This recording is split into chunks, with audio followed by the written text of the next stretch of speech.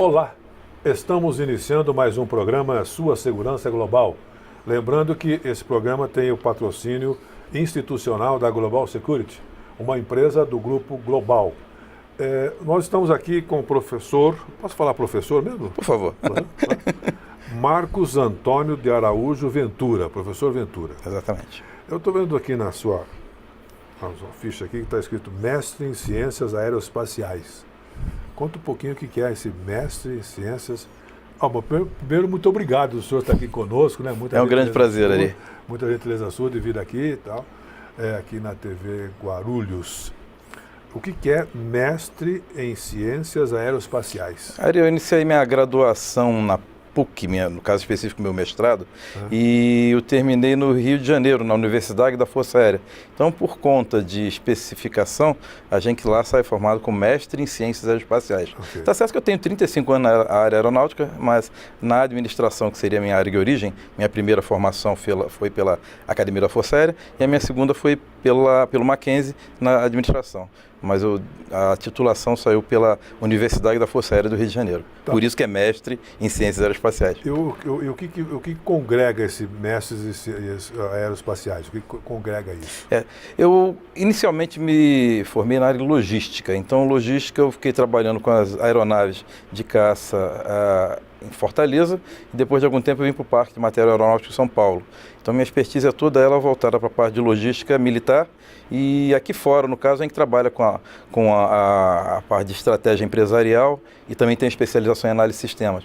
Quer dizer, juntando tudo isso, todo esse conhecimento, eu pude fazer o curso no Rio de Janeiro e, nesse caso, eu saí formado em logística militar com especialização em estratégia empresarial aqui fora. O que é esse logística militar? Sim, o que acontece? Melhor. Nós temos praticamente no Brasil inteiro bases espalhadas com diversas aeronaves e motores e todo um aparato voltado também para ativação de tropas, para experimentos. A gente fala guerra, mas no final das contas a gente acaba atuando muito na fronteira, a gente acaba trabalhando muito em transporte, né? Temos também uma indústria voltada para pesquisa e para desenvolvimento no CTA, em São José dos Campos, e a logística ela acaba permeando tudo isso. Ela também tem um viés de administração, porque a gente tem que manter as tropas alimentadas. Eu trabalhei os meus últimos 5 anos na subdiretoria de abastecimento aqui em São Paulo. A subdiretoria ela provê todo o material voltado para manutenção das unidades, alimentação, parte de vestimenta e basicamente tudo que mantém as unidades em funcionamento. Entendi, perfeitamente. Então, o senhor tem uma atuação acadêmica muito boa aqui em Guarulhos. Sim. Nós nos conhecemos lá na Universidade Brasil, né? Lá da nossa querida Ana Maria, né? Sim, a nossa diretora. Nossa diretora lá e tal. Qual que é a sua função lá na Universidade Brasil, atualmente? Você tem um cargo lá, né? Conta lá um pouquinho, vai. Atualmente eu estou como coordenador dos cursos de Administração e Ciências Contábeis. Nós temos outros e muitos projetos dentro da Universidade do Brasil. É uma universidade nova aqui na região. Ela é nova aqui. Ela é nova aqui na região. Em Guarulhos eu estou desde 96, já não sou novo em Guarulhos. Sim. Mas a universidade ela é nova e nós estamos agora desenvolvendo muitos trabalhos na área de uma empresa experimental, que nós fundamos, né? Nós temos parceria com vários órgãos aqui de Guarulhos, a entidade ligada à administração, a entidade ligada à contabilidade, o pessoal ligado ao comércio, ligado inclusive à indústria, temos projeto para a área de indústria, e a Universidade do Brasil está desenvolvendo todos eles praticamente ao mesmo tempo. Eu especificamente aqui fiquei com administração e ciências contábeis, apesar de eu também dar aula para engenharia da Unicid em São Paulo. Ok. Bom, o senhor sabe que esse programa aqui chama-se Sua Segurança Global. E aí o senhor tem uma experiência muito grande nessa área de segurança. Qual que é o seu viés em termos da segurança? Como é que você pode passar para os nossos assinantes essa experiência sua em termos de segurança? Sim. Do ponto de vista de tecnologia, vamos começar pelo ponto de vista de tecnologia. Há muitos aspectos ligados a sensoriamento. Tem que estar agora na era da internet das coisas. Então, é o que mais se fala em qualquer meio, tanto acadêmico quanto profissional. Então, a internet das coisas ela prover sensoriamento e, por conta disso, eu tenho uma segurança não para impedir que a pessoa faça, mas para que eu possa monitorar e ter uma resposta em tempo real. Então, essa é uma forma de entender a segurança. É claro que eu também tenho a inteligência, que ela funciona para prover a segurança antes que o fato aconteça. Eu já tento me prevenir, já tento prever o que pode acontecer. E é claro que tem a segurança explícita, que é aquela onde eu tenho pessoas que vão fazer o desenvolvimento da segurança propriamente, tanto patrimonial quanto a segurança de qualquer outro tipo. Entendi perfeitamente. Ok. E aí você tem aqui coordenador de cursos, ciências contábeis, e professor de engenharia de produção da Unicid. O que é esse? Sim, engenharia de produção da Unicid. O mais interessante, assim, pelo fato de já ter passado por 7 instituições de ensino, 7 faculdades, já ter estudado em 7 faculdades, então a gente acaba juntando esse portfólio, né, essa coisa de juntar mais informações. É interessante porque a gente pode investir no caso da engenharia. O pessoal sempre, mas minha primeira formação foi com administração, eu trabalhei o tempo todo dentro de linha de revisão e montagem de aeronaves, então a gente trabalhou o tempo todo com produção. E aí a Unicid, ela queria algum administrador que tivesse formação em tecnologia e tivesse esse trabalho já bem definido na área de gestão empresarial e indústria. Então, na Unicid, eu trabalho dando as matérias de gestão para os engenheiros de todas as áreas. É muito interessante que a gente acaba integrando todos os conhecimentos de hidráulica, mecânica, elétrica, tudo entra num cadinho só e a gente consegue, disso, dar uma roupagem de administração, de gestão e fazer com que os dois lados, tanto o lado mais hardware quanto o lado mais voltado para a administração, e principalmente a administração de pessoal, porque boa parte dos problemas ou boa parte das dúvidas que surgem dentro de uma linha, de um propósito, ela acaba tendo a participação do viés humano. Quer dizer, o tratar com pessoas, que é uma coisa que não está prevista nos manuais, acaba sendo o lado mais difícil da vida de muitos engenheiros. Entendi perfeitamente. Porque, e essa gestão que normalmente o senhor tem feito, é uma gestão que envolve a parte prática, a parte da administração do escritório dele, alguma coisa nesse sentido, ou não? Não está ligado a isso? Não, o que a academia, a faculdade, os cursos superiores, eles estão muito voltados, e a minha gestão ela acaba sendo nesse sentido, para o viés prático. Então a gente tem que entender que essa geração que está a geração Z, né, depois da X e da Y, agora nós estamos com a Z. Então ela trabalha muito rápido, ela está muito dinâmica, então há uma dificuldade muito grande, tanto dos gestores de RH quanto dos patrões, para definirem o melhor perfil de empregado. E, inevitavelmente, quem está trabalhando com engenharia, ou quem está trabalhando com administração também, no caso, mas qualquer gestor ligado à área de RH nesses setores muito específicos, ele tem uma dificuldade muito grande para captar o profissional, depois para manter o profissional, depois para treinar o profissional, criar aquele vínculo que seja maior com a empresa. Então, quando a gente junta a gestão com a engenharia e coloca isso tudo no cadinho do RH, a gente entende que é uma mistura altamente apropriada para o mercado atual, para essa geração que é mais dinâmica que a nossa, né, que está surgindo no mercado agora. Você tem se falado muito a respeito dessa geração aí, né? Essa geração é uma geração que está trabalhando exatamente mais no computador do que propriamente no papel, né? Isso o que é interessante é isso. Tanto é que a gente fala hoje em faculdade, está muito voltado para cloud computing, para Big Data, que na verdade é a gestão de dados numa quantidade maior. E essa geração, eles já nasceram com a formação da internet. Eles não conseguem imaginar um mundo sem smartphone, sem Wi-Fi. Esse lado é um lado bom, porque ele já tem uma afinidade maior com a tecnologia. Entenda-se que a tecnologia em si ela não é boa nem é ruim. É o uso que se dá à tecnologia que define aquilo que nós temos, que por um lado, a tecnologia gera conhecimento, gera informação, livrou a gente do papel até certo ponto, mas tem que ver também, tem um lado da tecnologia que qualquer coisa em excesso faz mal, né? Então a tecnologia também não é assim, que tem uma geração que se comunica muitas vezes com quem está na China, quem está do outro lado do país, faz curso nos Estados Unidos e perde às vezes o vínculo com o pessoal que está em casa. Quer dizer, é uma situação bem atípica da realidade atual. E aí você trabalha essa impessoalidade hoje não há como se trabalhar no meio acadêmico, não há como se dar aula sem entender essa realidade do aluno e do mercado.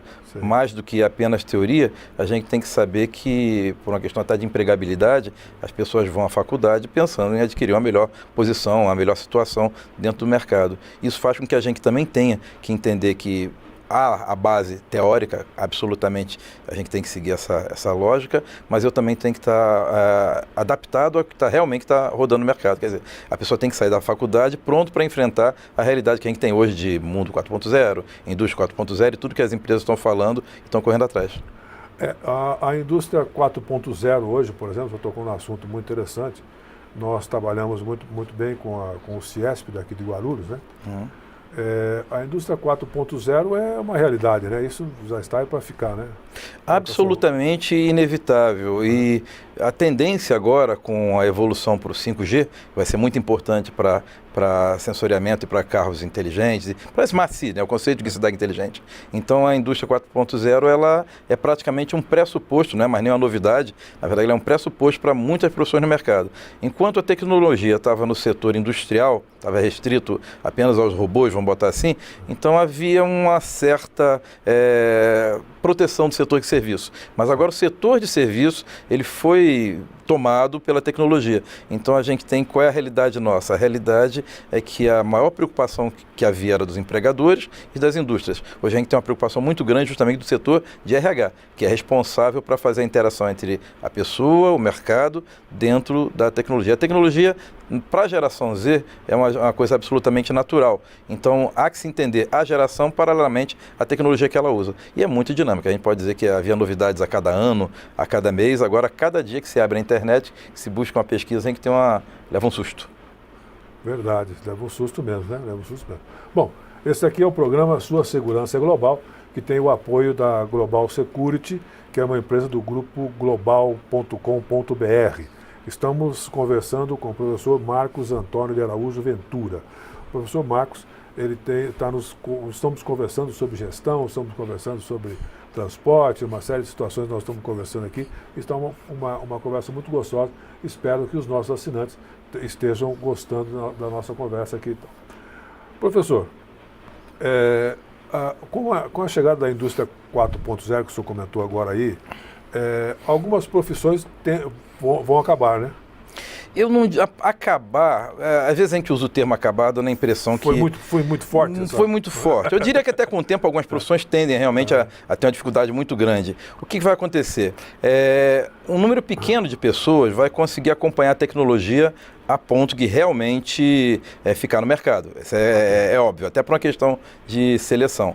A grande maioria das pessoas, praticamente a cada posto de trabalho que se fecha, 2,5 postos vão se abrir na área de novas empresas, essas startups. Por isso que nas escolas sempre se falou tanto na parte do empreendedorismo. A gente entende que o empreendedorismo ele acaba sendo uma grande saída para aqueles que não vão ocupar os poucos postos que vão surgir. É um exemplo que alguns alunos me perguntam, quanto, no meu caso especificamente, quanto ao pessoal que trabalha com contabilidade. Okay. Eu vou precisar fazer análise dos dados, eu vou precisar fazer auditoria de sistemas, alguém em algum momento vai ter que se responsabilizar por isso, quer dizer, a figura do contador, até porque ser um contador eu não tenho a empresa, eu preciso do contador para poder, né, tem o lado jurídico também que tem que ser obedecido. Porém, o que acontece? Esses postos vão ser reduzidos e muitas pessoas vão ser aplicadas, talvez não na manutenção dos robôs, na configuração deles ou na manipulação deles, mas vão ter que abrir empresas e vão ter que partir para consultoria, vão ter que partir para a parte de treinamento, ou seja, vai abrir um outro mercado para aqueles que não puderam acompanhar diretamente a tecnologia da 4.0. Então, o impacto do mundo 4.0, nem vou falar só da indústria, mas o impacto do mundo 4.0 no setor de serviço, ele é muito grande porque ele, por um lado, ele vai especializar a mão de obra, vai diminuir a quantidade de pessoas que realmente trabalham diretamente com a tecnologia. Por outro lado, ele vai propiciar que aqueles que se desligarem do setor e forem para o mercado possam abrir consultorias em novas empresas e, é claro, vai ter um excedente de mão de obra que vai ser absorvido talvez na economia informal ou em outra área. Por isso que o governo tem tanta preocupação com esse cenário. Que é o que vai acontecer também com a internet das coisas, né?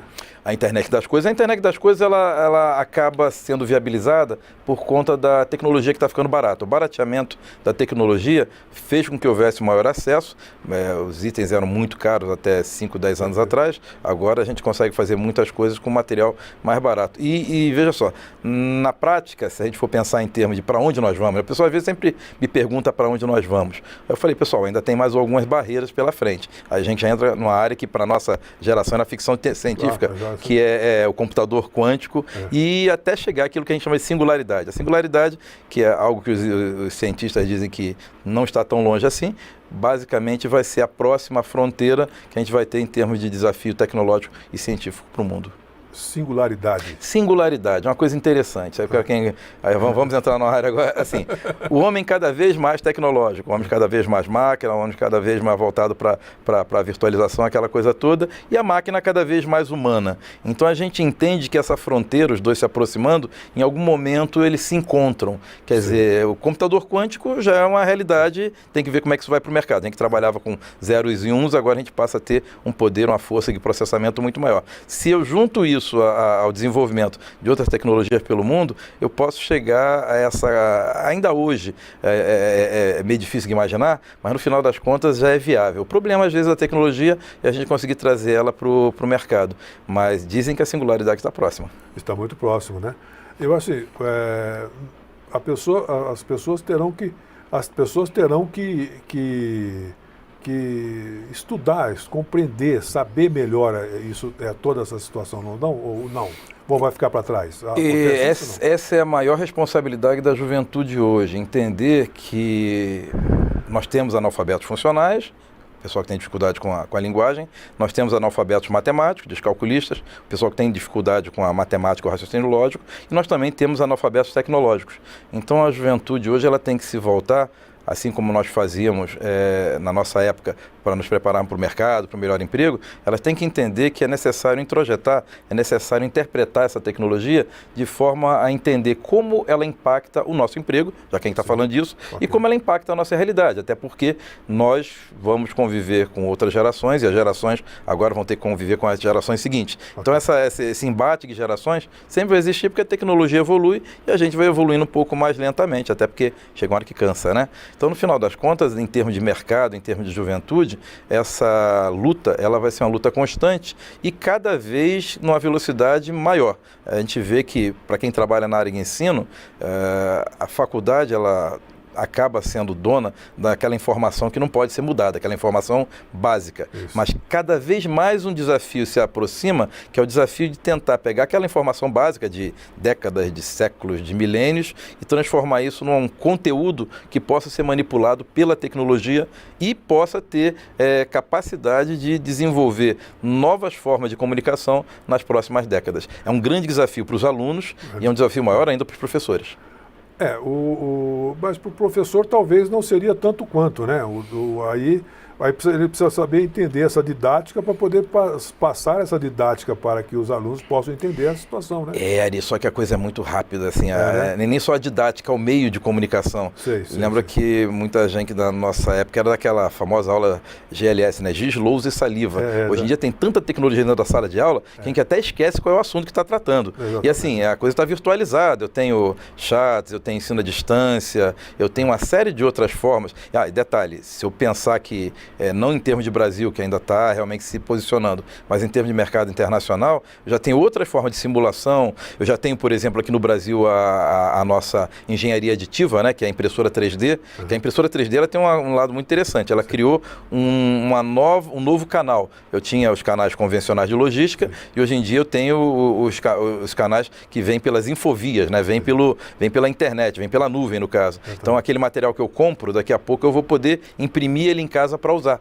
Eu não vou não é nem apenas a questão de me entregarem o material de uma forma sofisticada, mas eu tenho aquele material para imprimir na minha impressora, porque a impressora 3D hoje em dia, ela faz casa, ela faz órgãos, ela faz comida. Então, assim, não há um limite para algumas coisas. É a imaginação e a evolução da tecnologia em si. Tudo isso está dentro da sala de aula, quer dizer, está dentro do contexto de mercado e, de alguma forma, eu tenho que deixar bem claro o vínculo entre essa tecnologia e o que a gerou. Quer dizer, aquele conhecimento básico do qual eu não posso abrir mão. Não seria lógico eu imaginar que sem o conhecimento eu vou conseguir fazer alguma coisa. Não. E eu não poderia fazer alguma coisa sem saber de onde é que veio também. Quer dizer, os dois lados têm que estar bem equilibrados para que eu tenha um ensino de qualidade. Tem que estar, exatamente, muito equilibrado com isso para poder ter essa sinergia aí, né? Sem a sinergia, o professor não consegue se manter e o aluno, é claro que ele perde o interesse, porque ele está adaptado na casa dele, no trabalho, na realidade da vida dele com os amigos, ele está adaptado a um nível de tecnologia.